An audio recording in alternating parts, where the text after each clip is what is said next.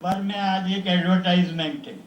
सार्वजनिक सेवाओं को समय से प्रदान करना हमारी प्रतिबद्धता है। समयबद्ध सेवा प्रदानार्थ अधिकार के विषय में जानकारी देने और चर्चा करने के लिए दक्षिण, दक्षिण पश्चिम, दक्षिण पूर्व नई दिल्ली, ये तो स्थान है। स्थान त्यागराज परिसर। प्रवेश केवल निमंत्रण द्वारा, जनता का काम और प्रवेश निमंत्रण द्वारा। फिर लिखा है सरकार सेवाओं को समयबद्ध सीमा में प्रदान करने हेतु प्रतिबद्ध है। नागरिक सेवाएं अब समय पर दिल्ली सरकार की एक पहल है। क्या बिजली नागरिक सेवा में नहीं आती है? आती है, बिल्कुल। बिजली नागरिक सेवा में आती है। तो 15 साल तक में श्रीमती शीला जी क्या कर रही थी?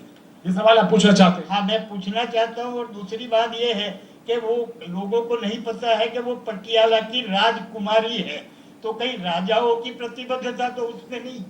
मैं पहला वाला सवाल लेता हूँ, दूसरे वाले कर रहे हैं यहाँ पे। आपको क्या लगता है कि ये बात कहाँ तक जायज है?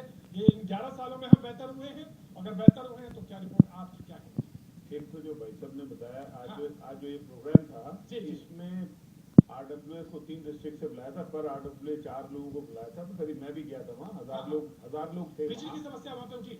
नहीं, वो बेसिकली उसमें उस पर मैं आ रहा हूँ मैं। हाँ। एक तो चीज है कि वो जो उन आरडब्ल्यूएस और उनके रिप्रेजेंटेटिव्स को बुलाया था वो काफी 1000 लोग के करीब थे।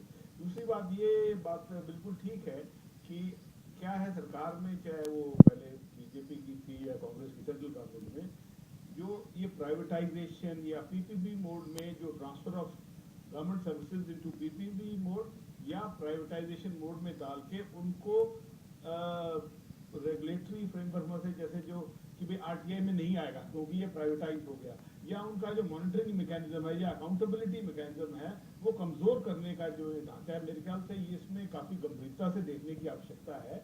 और उसको, क्योंकि ये बहुत जरूरी है, आप सर्विस प्राइवेट सर्विस प्रोवाइडर दे, गवर्नमेंट का दे या मिक्स में दे, उसमें हमारा मतलब कंट्रोल मैकेनिज्म ऐसा होना चाहिए कि पब्लिक को ना लूटा जाए। अब सबसे दिक्कत ये होती, पावर कट हो जाती है। और जब हमने एक गवर्नमेंट का भी रूल देखा है, समाज देखा कि फोन उठा के रख दिए जाते थे।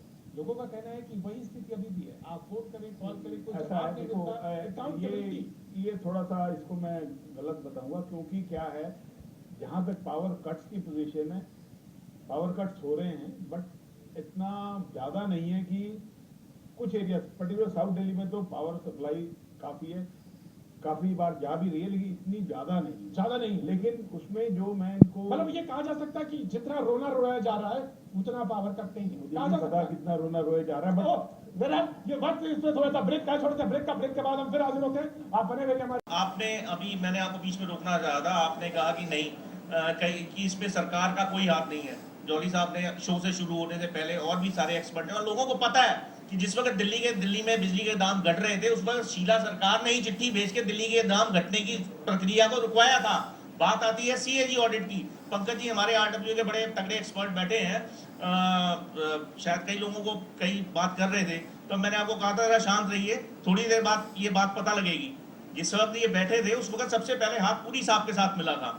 आपकी जानकारी में है या नहीं है, शीला जी के सबसे अच्छे आरडब्ल्यू के एक नुमाइंदे मुद्दे पे आइए। शीला जी ने ये कहा, जब शीला जी ने ये मान लिया कि बीएससीएस की अपनी वो ठीक नहीं है कार्यप्रणाली, लेकिन हमारे आरडब्ल्यू के एक्सपर्ट कहते हैं कि नहीं, वो बिल्कुल सही है, ओके है। भागीदारी मीटिंग्स के, जैसे बुजुर्ग सवार ने उठाया प्रश्न, भागीदारी मीटिंग में प्रतीक जी सिर्फ उन्हीं आरडब्ल्यूएस को बुलाया जाता है जो वहां पे जाके यस मैन का काम करती हैं, दूसरी आरडब्ल्यूएस को नहीं बुलाया जाता। इसके प्रूफ मैं आपको दे सकता हूं।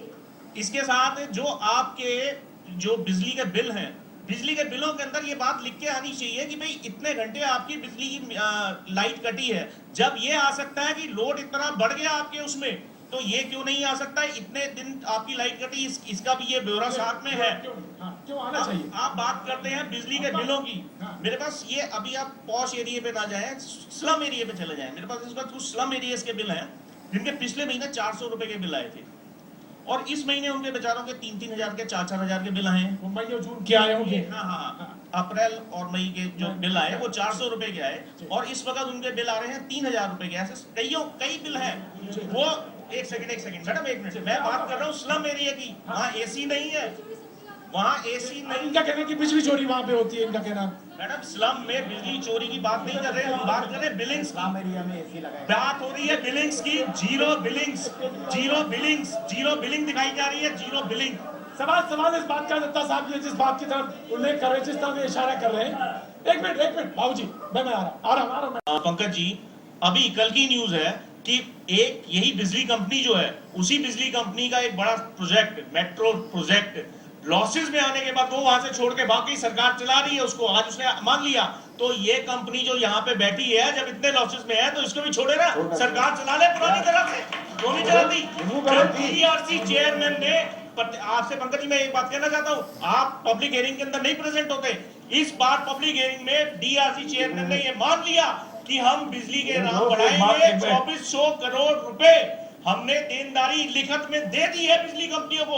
ये तो चुनावी साल है, इसलिए अगर अब ना बढ़े तो कोई बात नहीं, लेकिन उसने ये कह दिया कि ये बढ़ने तय है, 2400 करोड़ वसूलूंगा। अभी 827 करोड़ वसूले हैं।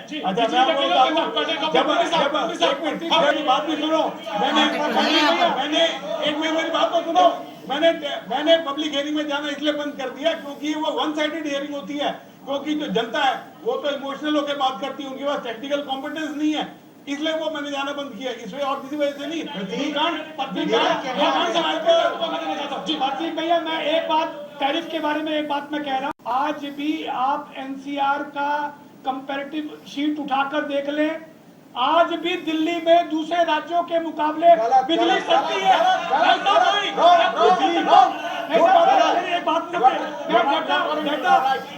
मैं ये शीट जो है ये लेके आया हूँ। एक मिनट, मैं कोई शीट 3600 करोड़ रुपए का प्रॉफिट होता है। पिछले 10 साल में बिजली कंपनियों को 36,000 करोड़ रुपए का प्रॉफिट हुआ है।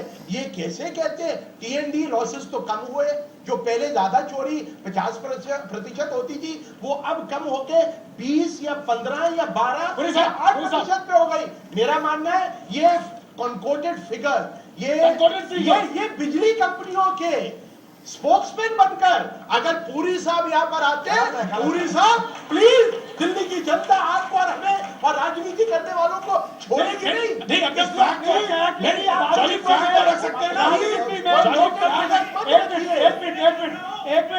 लोकतंत्र में